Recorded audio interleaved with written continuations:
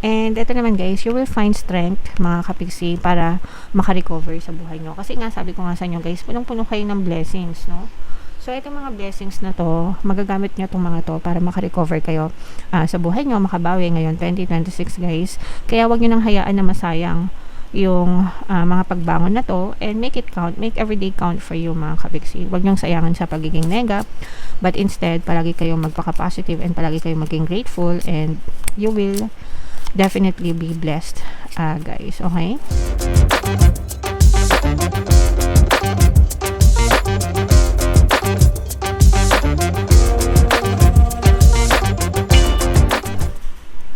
Hello guys, hello Scorpio, welcome back to Pinay Pixie Tarot. Ang pamagat ng episode natin for tonight is No Moon Kapalaran para ngayon December to January para sa Scorpio, Sun, Moon, Rising Sign, and Venus. Yung ating new moon guys ngayong December ay sa December 20, tapos yung next na new moon naman natin guys ay sa January 18. So ang reading na to ay para sa period na yan guys, and ito yung moon message para sa inyo. It's time to release negativity. So saktong sakto to guys kasi bagong taon na, no? I mean, matatapos na yung 2025, ilang araw na lang yung inaantay natin, and sasalubungin na natin lahat guys yung 2026. So i-release na natin lahat ng kanagahan guys sa puso natin, sa isip natin, no? And wag na natin siyang dalhin sa 2026 guys, no?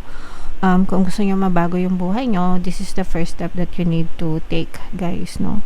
Yung pag-release ng negativity sa buhay nyo, kahit ano pa yan, isip, emosyon, even yung mga tao, bagay, sitwasyon na nega, na alam nyo yun, magpapahirap lang sa inyo. So sabi ko nga guys, letting go is hard, but holding on is harder mga kapiksi. Sometimes mas mahirap yung nag-hold on ka into something na hindi naman para sa'yo at saka hindi mo deserve, realizing na puro kanagahan lang yung dala nila sa buhay nyo mga kapiksi. So parang it's like drinking a poison and inaantay mo na lang na mamatay ka, parang gano'n, no? Yung pag-hold on sa kanagahan mga kapiksi. So yeah, 2026 na, so i-let go nyo na yung mga kanagahan sa buhay guys. Attune to the moon emote, it's all better out than in. So ilabas nyo na guys, no? If you need to cry, cry. If you need to shout, shout. You have to really release those negative emotions. Merong mga retreat guys, no, na nakikita ko na kapag parang healing retreat siya. I think meron din dito sa Pilipinas, pero hindi ko lang masyadong sure. Kasi kapag nandun kayo guys sa healing retreat na yon, you can shout, you can cry dun sa mga sessions para mawala lahat ng kanagahan nyo sa puso nyo guys, okay? Kahit naman hindi kayo mag-retreat guys, no? Pumasok lang kayo sa kwarto nyo, umiyak kayo, let it all out para mawala mga kapiksi. It's time to move from living fearfully to living joyfully. Alisin yung mga takot, yung mga duda sa puso guys, no? And mag-focus sa kasiyahan, kaligayahan guys. Grudges are toxic. Let something go, no? Toxic talaga yung grudge guys. Sabi ko nga sa inyo, parang poison yan. Ano ba yung poison? Lason, no? If you have like a lot of lason sa puso mo, sa isip mo, parang inaantay mo na lang na mamatay ka. Ganyan yung nagagawa ng pagiging nega mga kapiksi. So you really have to release those guys. Okay, so yan yung reminder sa inyo guys, yung message para sa inyo. Comment down below if naka-resonate kayo dyan mga kapiksi. So ito yung deck na gagamitin natin para sa ating reading. Shuffle ko to guys, hanapin ko yung energy ng moon at saka yung energy ng Scorpio. Habang sinashuffle ko to guys, panoorin nyo muna yung video natin regarding sa ating paano mag-manifest ng abundance video course. Kapiksi, sawa ka na ba sa mga struggles at hirap sa buhay mo? Masipag ka ba at masikap sa buhay ngunit hindi ka pa rin umaasenso?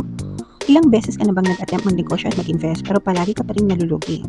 Sa pagkakataon na ito ay maaaring may subconscious beliefs ka na nagiging balakid sa iyong pag-unlad at pagyaman. Introducing, paano mag-manifest ng abundance video course.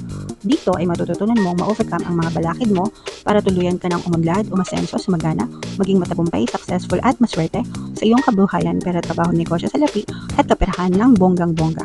Dali, mag-send na ng email sa pinoypixie@gmail.com at simulan na ang iyong pagyaman ngayon. Alright, so sa lahat ng gusto mag-avail ng course guys, meron tayong paano mag-manifest ng abundance video course, paano mawala ang third party, at magkaroon ng harmonious na relationship, paano pabalikin si ex, revise breakup. Sa mga interesado guys, mag-send lang kayo ng email sa pinoypixie@gmail.com. And sa mga naghahanap guys, ang pampaswerte na lucky charms or lucky bracelet, aventurine tsaka citrine, yung recommended ko sa inyo guys, may makikita kayong mga link sa description box. So, Scorpio guys, kayo ay represent ng Queen of Cups. Ito yung ating moon energy. Latag natin yung spread nyo, guys, no? Sa mga hindi pa nakakanood ng ating 2026 kapalaran, nasa homepage na natin yung videos, guys. Panoorin nyo na.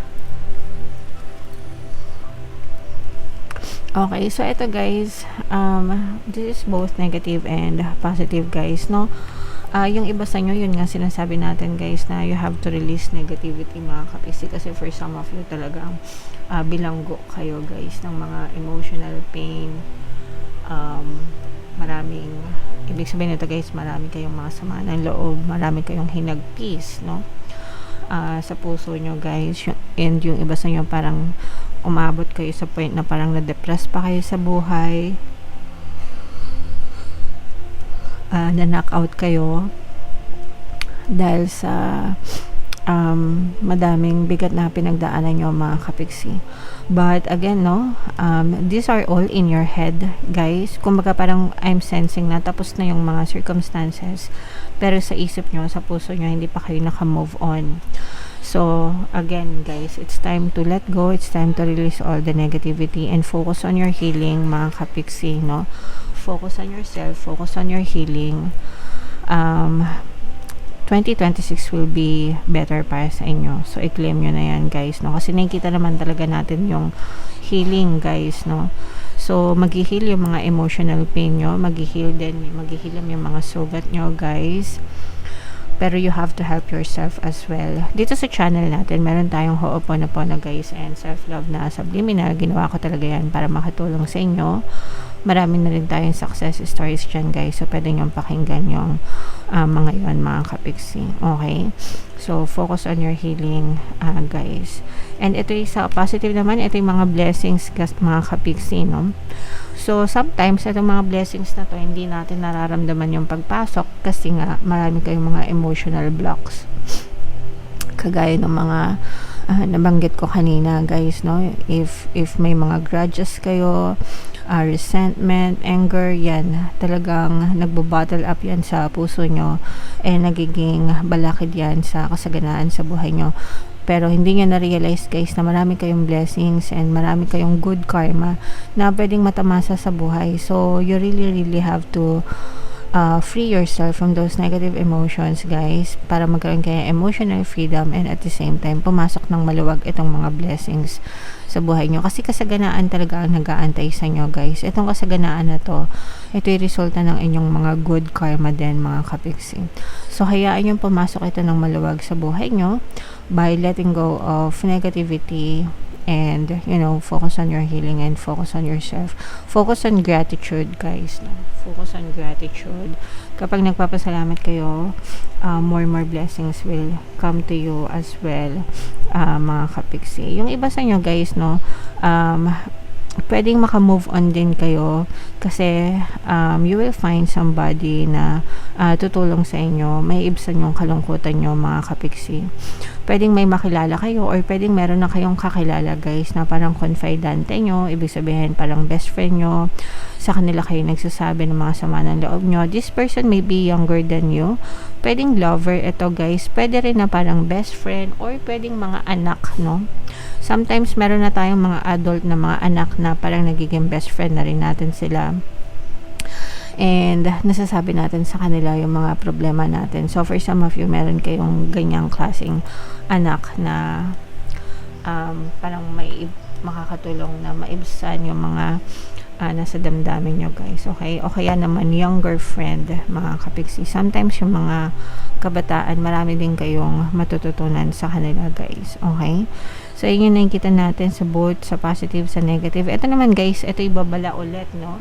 Na mag-ingat sa mga manloloko, guys. Yung iba sa inyo, guys, parang meron kayong history na palagi kayong nai-scam. Comment down below sa mga palaging nai-scam, mga kapiksin. Kasi meron talagang taong gano'n na parang hindi na nadala.